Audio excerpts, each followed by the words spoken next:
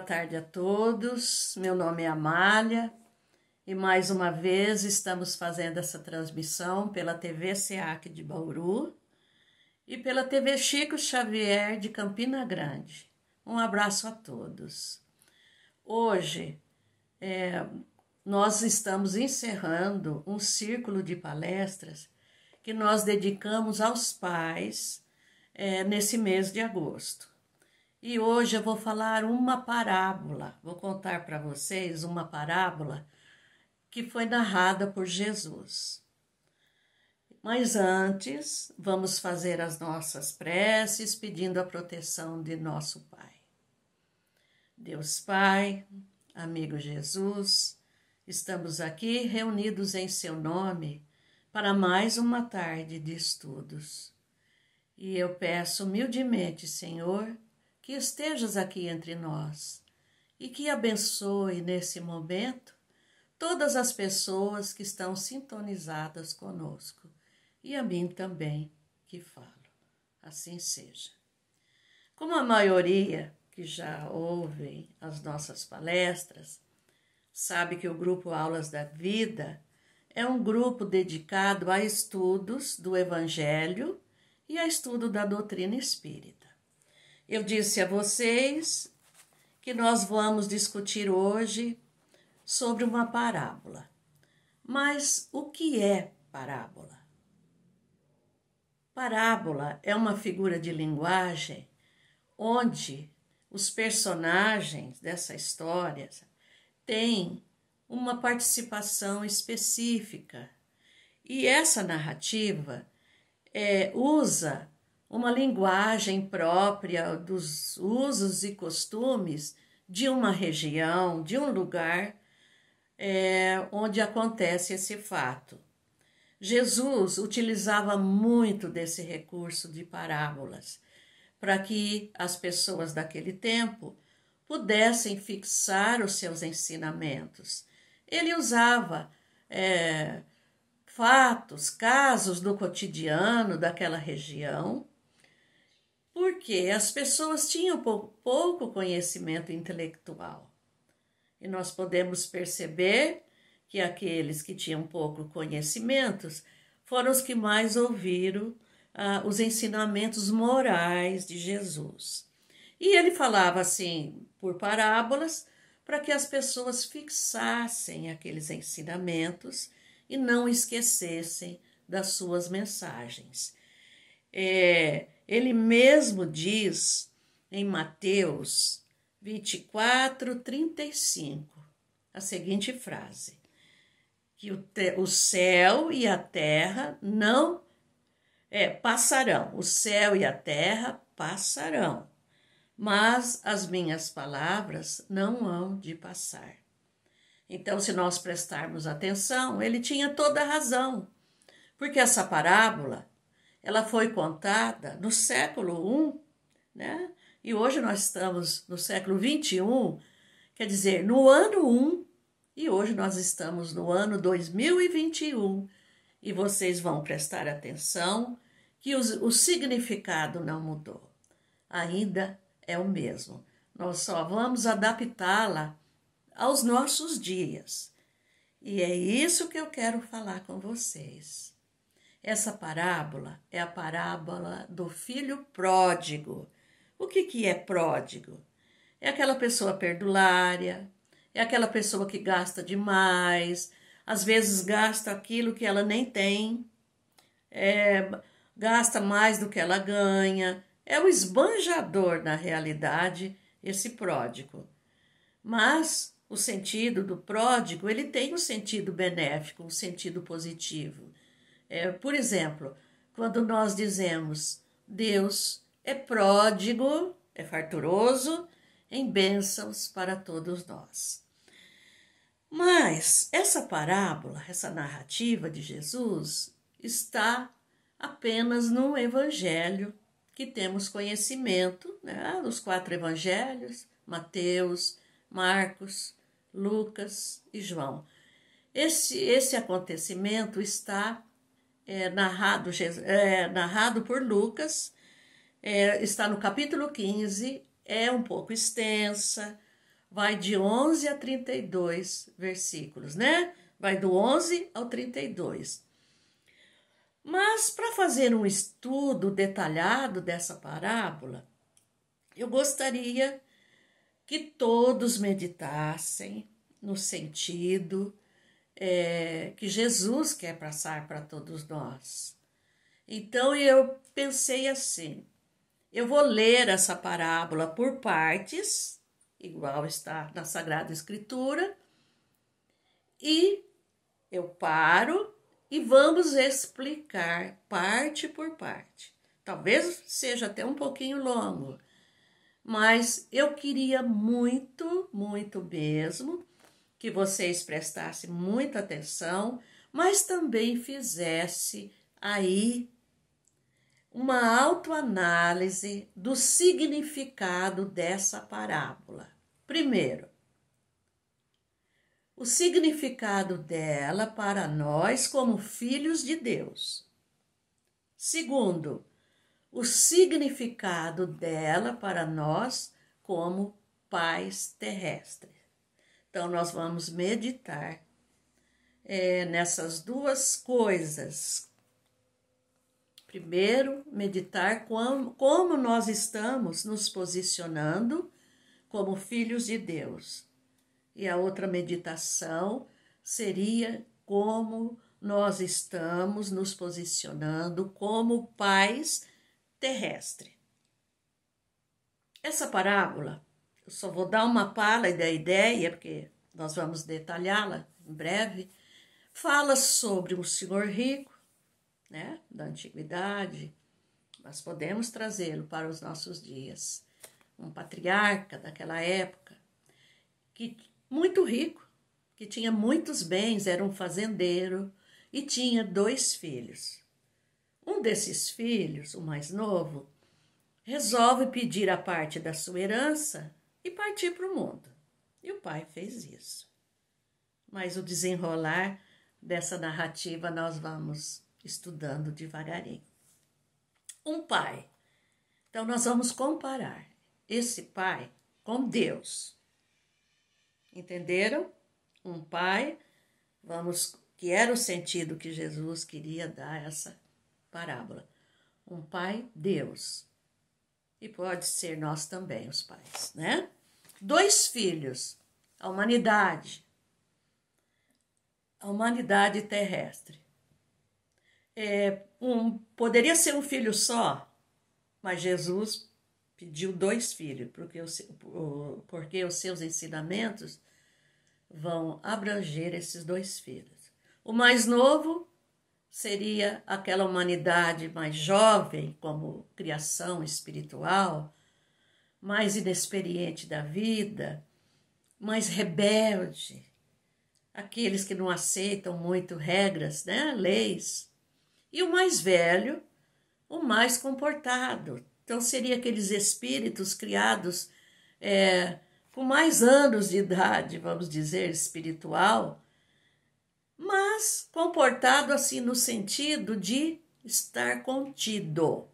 Depois eu vou falar o sentido desse estar contido.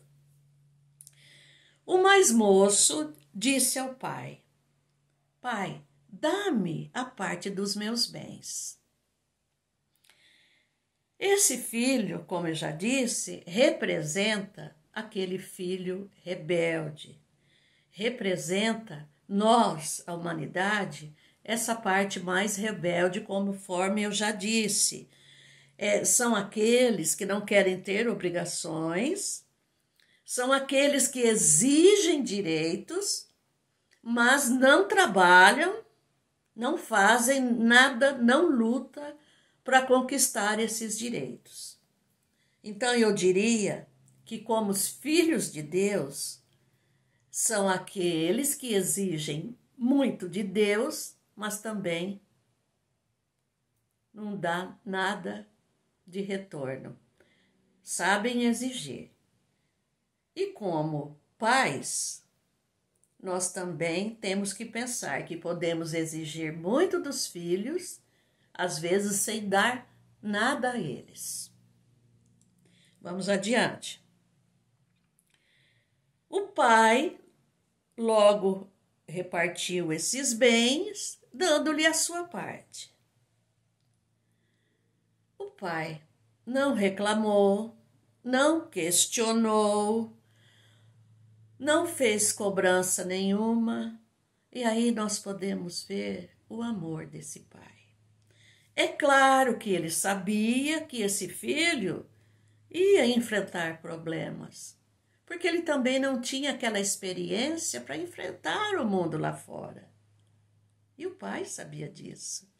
Só que o pai deixou. Porque o pai sabia que naquela hora, se ele fosse falar alguma coisa, esse filho não ia ouvi-lo. A sua cabeça já estava feita. Não é assim que a gente diz? Agora, se um pai terreno é capaz de tal atitude, Deus também faz isso conosco. E muito mais. Porque Ele te dá o livre-arbítrio. E, mesmo sendo Ele que nos deu o livre-arbítrio, Ele não viola esse livre-arbítrio. Ah, meu filho, você quer fazer isso? Então vá, faça.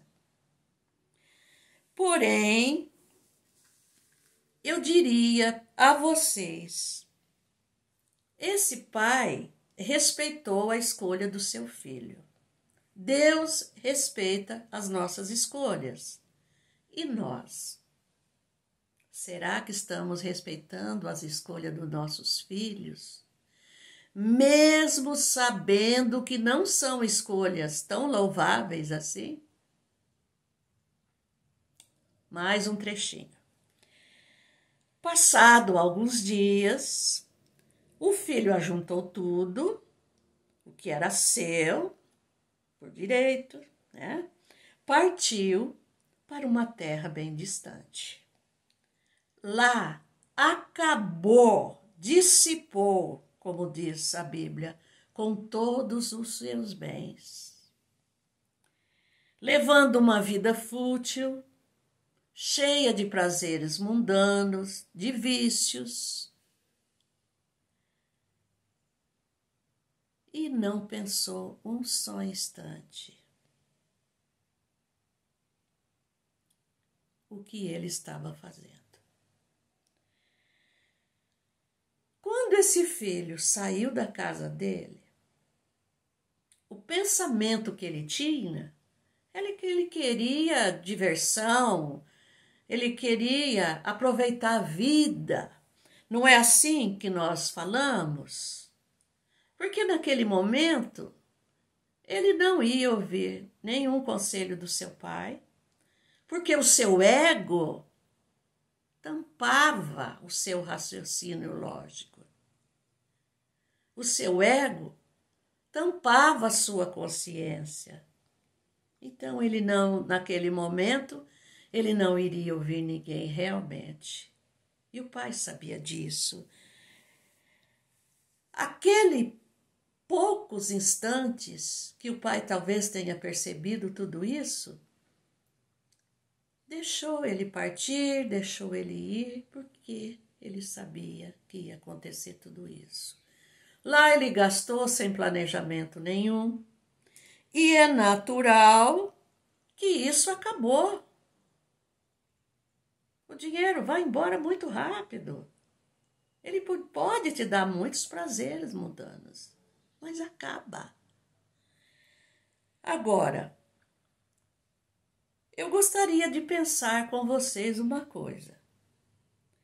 Ele não ouvia a sua consciência. Senão ele não teria feito isso. E nós? Será que nós estamos ouvindo a nossa boa e velha voz da razão? Como será que nós estamos diante de Deus, diante dos nossos filhos? Mais um trechinho, pessoal. Depois de ter acabado com tudo, houve naquele lugar uma grande fome. Eu posso dizer a vocês, desculpa, eu vou acender aqui para iluminar um pouco mais. eu posso dizer a vocês que ele não contava com isso, com toda certeza. E ele começou a passar necessidades. Não tendo mais de onde tirar o seu sustento, pediu ajuda a um fazendeiro daquelas terras, que ele nem conhecia. Mas ele não tinha mais onde dormir, não tinha mais o que comer. E esse senhor das terras deu-lhe, sim, um abrigo. Mandou lá para sua fazenda, que ele também era um fazendeiro, para cuidar dos porcos, pessoal. Cuidar dos porcos. E para não morrer de fome, esse jovem comia daquela comida dos porcos. Porque até então, essa grande seca que houve nessa região, é natural que dizimou com tudo. E até os porquinhos não tinham muito o que comer. E eles davam uma refeição para esses porcos. Eles falam na Bíblia alfarrobas. É um tipo de uma semente que dava assim mais sustento aos porcos, porque era pouco o que tinha ali naquela região. E ele teve que comer daquilo para não morrer de fome, porque ali ninguém lhe dava nada. Ninguém. Então, eu diria a vocês uma frasezinha pequena, nem chega a ser uma frase, que tem um sentido atual para nós. O sonho acabou. O sonho da diversão fácil, mulheres, bebidas, jogos, tinha acabado, porque ele não tinha mais de onde tirar. Ele não tinha mais como matar a sua fome, né, o seu sustento. Ele não tinha onde dormir, era um sem-teto. Ele perdeu todos os seus amigos, entre aspas, amigos, que não eram verdadeiros amigos, porque nenhum lhe deu acolhida. E esse senhor, talvez por um laivo de amor, compaixão, né? Mas também muita indiferença, vai lá cuidar dos porcos, né? Pode ficar lá. E ele ficou junto com esses porcos. Agora, precisou da ajuda de um estranho. A que ponto esse jovem chegou pela falta de consciência e pela sua rebeldia? A colheita estava começando. E vocês podem me perguntar, mas que colheita? O que ele plantou? Jesus não relata nada disso. Ele não plantou nada. Mas fez uma plantação errada. Ele não plantou nada, plantou sim. Ele não plantou nada de bom. Já diz um ditado popular que todos vocês conhecem, com certeza, que diz assim: planta-se trigo, colhe-se o pão. Planta-se vento, colhe-se tempestade. E ele só plantou vento porque não ficou nada para ele. O vento levou tudo e veio a tempestade. Agora eu pergunto a vocês, o que nós estamos plantando diante de Deus? O que nós estamos plantando diante de nossos filhos? Mas vamos prosseguir nessa narrativa. Então, caindo em si, disse: Os trabalhadores de meu pai têm pão com fartura, e eu aqui morro de fome. Irei até o meu pai e lhe direi: Pai, pequei contra o céu e diante de ti. Já não sou digno de ser chamado teu filho. Trata-me como um dos seus trabalhadores. E como nós dizemos, meus amigos e minhas amigas, caiu a ficha. Caiu a ficha. Mas ele teve que ser visitado pela bênção da dor.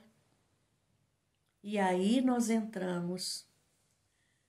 Mas por que bênção da dor? A dor é ruim. Ah, meus amigos, não. A dor é ruim, porém necessária.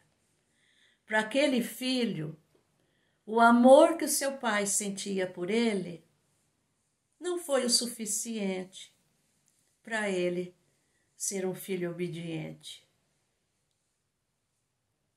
Para ele tinha que levar muitas lambadas da vida para que ele sentisse na carne, e ele sentiu na carne, o quanto seu pai era maravilhoso, o quanto seu pai o amava, porque ele ficou comparando. Meu pai também é um fazendeiro, mas ele jamais trataria um dos seus servos dessa maneira, porque lá na casa do meu pai, esses servos são bem tratados, são bem pagos, eles são felizes na casa do meu pai. Então eu vou voltar para lá e vou falar para o meu pai me aceitar, não como filho. Ele abriu mão dos seus direitos de filho, porque ele sabia que ele tinha errado muito. Então, o que eu poderia dizer a vocês? Que nesse momento que a sua ficha caiu, ele reconheceu que ele tinha sido um mau filho, que ele não deu valor ao amor daquele pai, e que se o seu pai o aceitasse como um empregado, para ele já estava bom demais, porque ele nem pensava mais em exigir os seus direitos, como ele os exigiu lá no passado. Agora eu pergunto a vocês, meus amigos, será que nós estamos exigindo de Deus bênçãos que nós não merecemos? Será que nós estamos exigindo de nossos filhos atitudes que eles ainda não estão prontos para nos oferecer? Ou que está acima da capacidade deles? Vamos prosseguir, né? Ele foi para casa e, quando estava se aproximando, de longe, seu pai o avistou. E compadecido, esse pai compadecido, correu até ele, o abraçou e o beijou, cheio de contentamento. Então esse filho disse: Pai, pequei contra o céu e contra ti. Já não sou digno de ser chamado teu filho. Então ele fez como ele tinha pensado. Agora vocês imaginam o arrependimento desse filho quando viu que o seu pai não o tratou com indiferença, mas ficou feliz por vê-lo.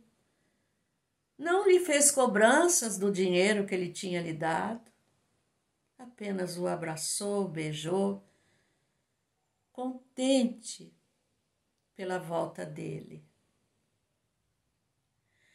E eu pergunto a vocês, nessa narrativa, ele se põe à disposição de seu pai. E nós estamos nos colocando à disposição do nosso Criador?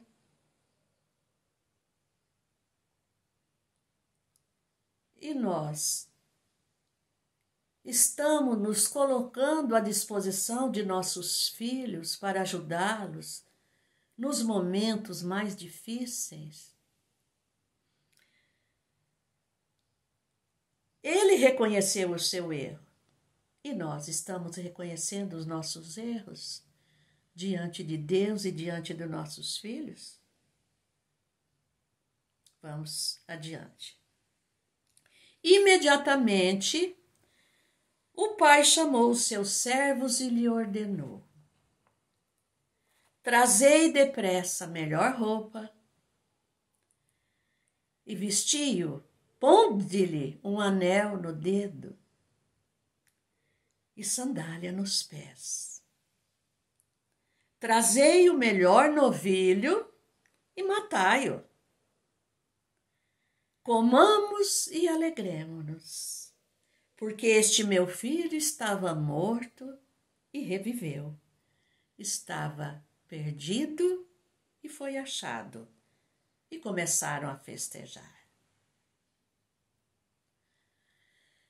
Veja a atitude desse pai acolhendo esse filho.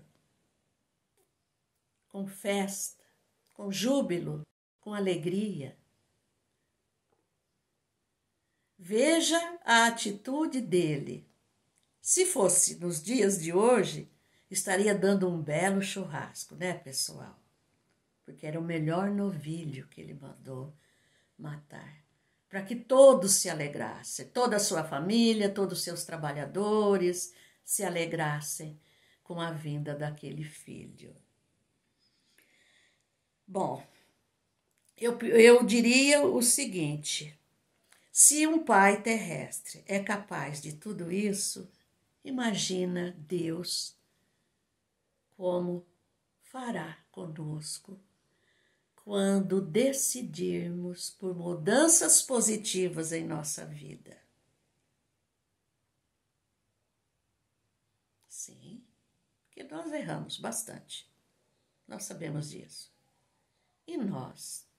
Será que vamos ter tal atitude com os nossos filhos quando eles se aproximarem de nós arrependidos? Vamos continuar. O filho mais velho, voltando do trabalho no campo, quando se aproximou da casa, ouviu barulho de músicas, barulho de festas, né? Barulhos de alegria. Chamou um dos servos e perguntou-lhe o que era tudo aquilo. O servo lhe informou: o teu irmão chegou e teu pai mandou matar o melhor novilho para recebê-lo, para fazer uma festa, porque ele o recuperou são e salvo.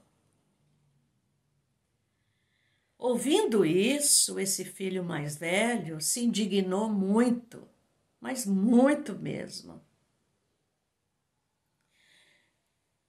E não queria entrar na casa, não queria participar daqueles festejos, com certeza. O seu pai veio e procurou lhe explicar. Mas, disse ele ao pai, eu te sirvo há tantos anos, sem jamais transgredir as tuas leis, as tuas ordens, e nunca me deste sequer um cabrito para alegar-me com os meus amigos. E esse teu filho, que dissipou tudo que era seu, olha só, o Senhor vai se alegrar dessa maneira E ele dissipou tudo com orgias, com prostitutas. E tu mandaste matar o melhor novilho? Olha, pessoal, ele ficou indignado realmente, ele ficou triste. E quando disse a vocês que esse filho mais velho representa a outra metade da humanidade que está contida significa o quê? Ele está ali acumulando no seu interior, ele estava todo esse tempo. Ele reprimiu. Nós podemos deduzir da sua atitude, ele reprimiu tudo que ele tinha de nocivo ali dentro de si nesse tempo todo. Então, nós podemos fazer um pensamento seguinte: ele não era aquele filho obediente, trabalhador, porque ele era assim. Não, ele tinha um plano. Nesse poucos instantes dessa conversa, desse filho com esse pai, o que nós podemos perceber? Ele apenas reprimiu dentro de si sentimentos negativos. Por quê? Primeiro, o orgulho. Ele quis mostrar para o seu pai que ele era melhor do que o filho mais novo. Olha, pai, eu trabalho, eu sou obediente às suas ordens, então eu sou o melhor filho que o senhor tem. Mas isso caiu por terra, porque ali ele mostrou também um grande egoísmo. Porque naquele momento, talvez não, com toda certeza, passasse em sua cabeça que ele estava com medo de perder aquilo que era dele. Ele chega, gastou tudo e agora vai tirar a minha parte. Com toda certeza, meus irmãos. A ambição, a cobiça.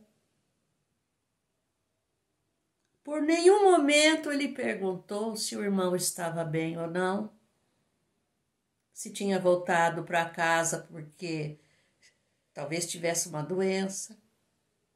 Em nenhum momento ele se lembrou disso. Porque aí ele cobra do pai, a atitude do pai, num gesto de inveja. O senhor faz tudo para ele e não faz para mim. Olha a tristeza também desse pai. Com certeza deve ter ficado triste. Porque nesse momento ele mostrou o quê? Que ele não tinha misericórdia. Que ele guardava mágoas. Que ele não perdoou o irmão. E com toda certeza ele não tinha amor para dar. Eu gostaria até de conversar um pouquinho com vocês. Diante de Deus, nós podemos ocultar muita coisa. Ou não. É claro que não. Diante de Deus, nós somos um livro aberto. Ele nos conhece do avesso. Nós não escondemos, não podemos, não tem como esconder nada dele. E diante dos nossos filhos? Nós podemos esconder muita coisa. Agora, como esse filho mais velho, que em poucos instantes manifestou tantos pensamentos negativos que ele cultivava dentro dele, que eu diria uma frase de Jesus, que está em Mateus 23, 27, vocês vão saber também. que são aquelas pessoas, ele falava isso para os fariseus, mas são aquelas pessoas que são sepulcros caiados por fora. Caiados é uma tinta branca, um cal que passa nos túmulos, né?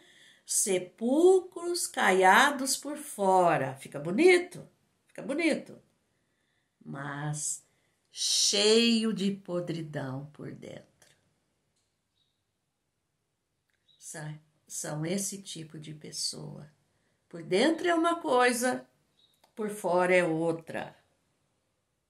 Será que nós, como pais, lá fora nós somos perfeitas criaturas, um excelente pai de família, um excelente esposo, um excelente filho de Deus, está cumprindo todos os deveres direitinho?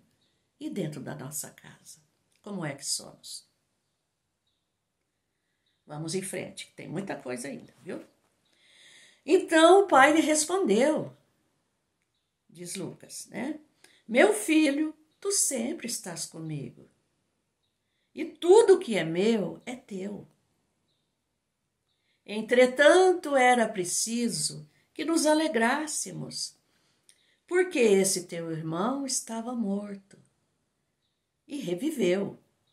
Ele estava perdido e se achou. Esse pai terrestre, ele nunca deixou de amar os seus filhos, nem o rebelde e nem o pseudo-obediente. Ele sabia das falhas de cada um e ele os amava da mesma maneira. Agora, se um pai terrestre é capaz de amar dessa maneira, imagine Deus para conosco. O imenso amor que Deus sente pela sua criação, que somos nós. Tanto é quantos profetas que ele mandou ensinar sua lei, que reencarnou aqui na terra, para ir nos preparando para culminar com a vida do seu filho puro e perfeito, o seu filho dileto, Jesus, para nos ensinar a lei do amor. Amai-vos uns aos outros. Veja bem o grande amor que Deus tem por nós. Veja bem, Ele nos aceita como somos, porque Ele sabe que um dia nós vamos trilhar o caminho de luz. E é Jesus esse condutor. Você quer isso, fulano? Toma, né? Eu acho que deve pensar assim. Se é que eu consigo entrar um pouquinho no pensamento de Deus. Ele sabe que aquilo não vai ser um bem para aquele filho, mas o filho tanto pede, tanto quer, que ele dá. E nós, como pais, será que nós estamos sabendo lidar com esse filho que nós temos? Esses, né? Será que nós só impomos nossas condições e não estamos ouvindo o apelo dos nossos filhos? Porque muitas vezes nós somos tão omissos que o filho está gritando: pai, eu preciso de você. Mãe, eu preciso de você. E nós nem sequer percebemos. Meus amigos,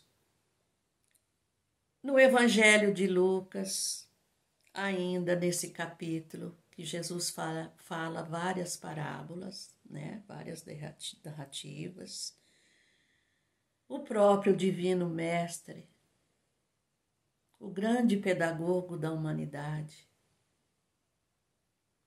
ele diz no capítulo 15 de Lucas, versículo 7, olha as palavras. Haverá mais alegria no céu por um pecador que se arrepende do que por 99 justos que não necessitam de arrependimento. Quer dizer, quando um pecador se arrepende de verdade, o que ele quer dizer? Que o céu fica em festa. Nosso Pai fica em festa, porque Ele sabe que está recuperando um filho. E esse Pai terrestre nos mostra isso.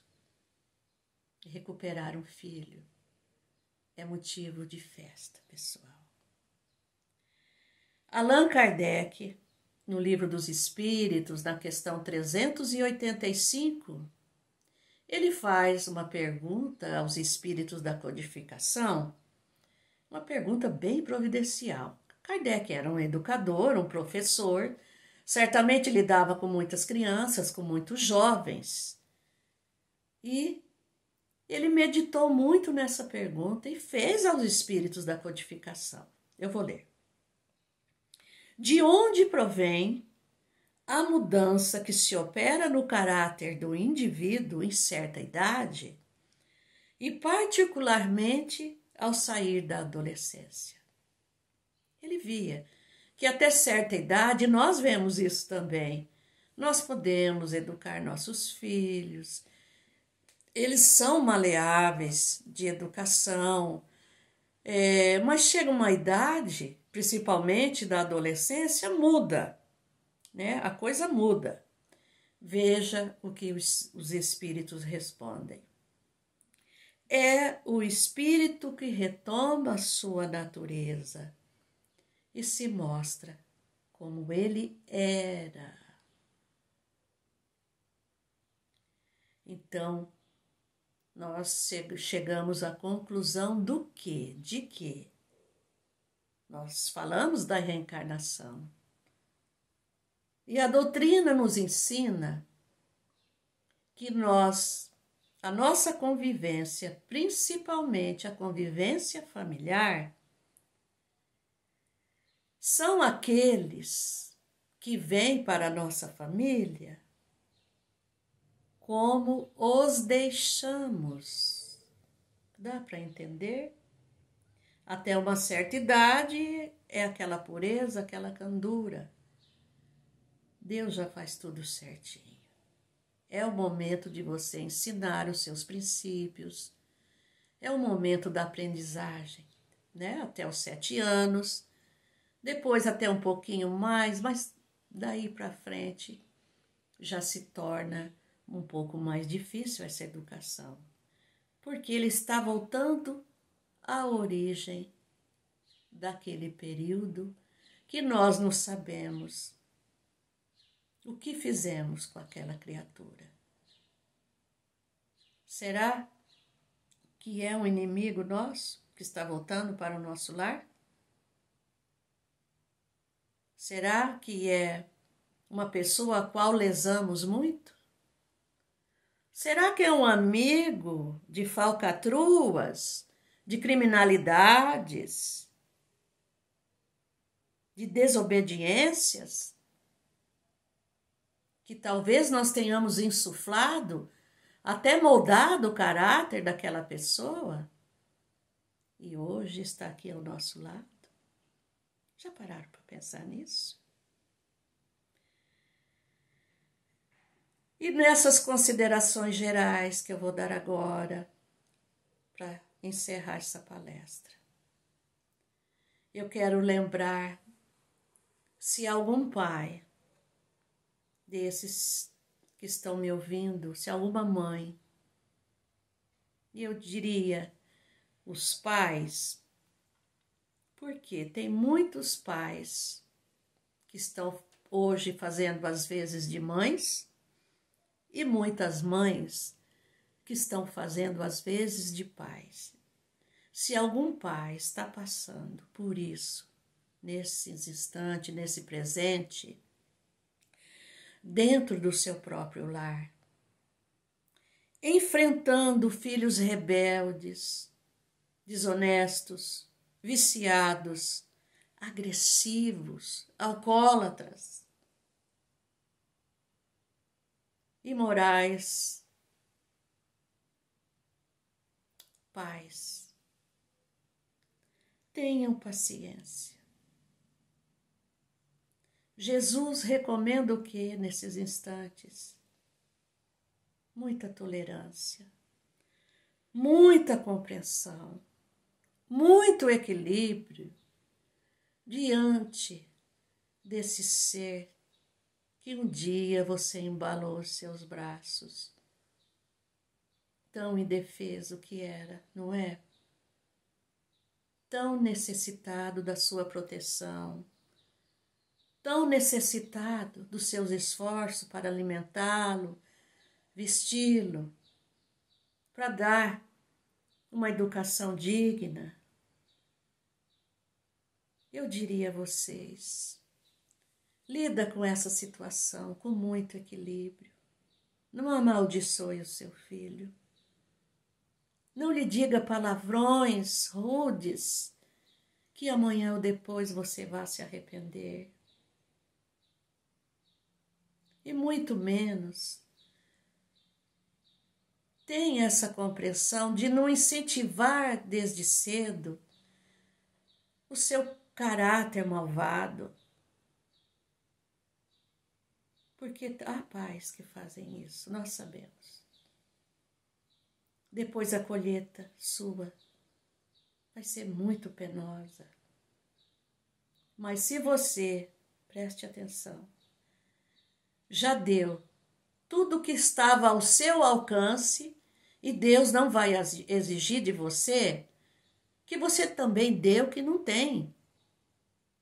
Mas se dentro da sua atualidade você pode dar aquilo que você tem e você dá, então não se preocupe não. Porque essa tarefa que você não está conseguindo acabar será mistério para o futuro de uma nova reencarnação, onde esse filho voltará novamente para você terminar a tarefa inacabada. Tenha certeza disso. Ah, mas eu não quero mais. Não.